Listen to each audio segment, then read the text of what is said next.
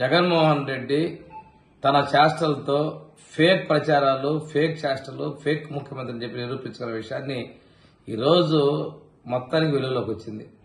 తన వాలంటీర్లు, తన మనుషులను చెప్పుకున్నటువంటి వ్యక్తుల యొక్క సేవలు 2023 ఆగస్టు నుంచి కూడా వాళ్ళు ఉద్యోగాల్లో లేరు.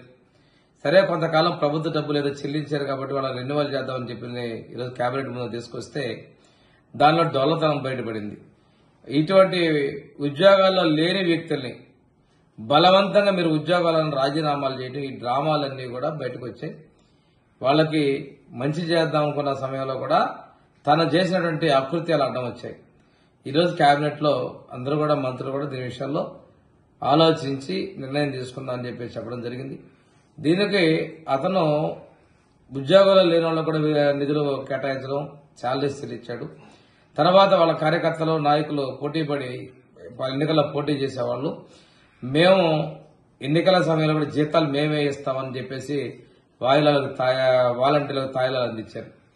ఇంకో విషయం ఏంటంటే, ఈయన తన పత్రికను ప్రమోట్ చేసుకోవాలి, వాలంటీర్లకి, ఉద్యోగస్తులకి ఇది ఇస్తున్నట్టుగా చెప్పుకుంటూ సాక్షి పత్రికను కొనుగోలు చేశారు. 4 లక్షల మందికి ఉద్యోగులకి అందరూ కలిపి సంవత్సరానికి 102 కోట్ల 60 లక్షలు, అక్కడ 2 సంవత్సరాలకి 205 కోట్ల 20 లక్షల రూపాయలని ఖర్చు పెట్టినాడు.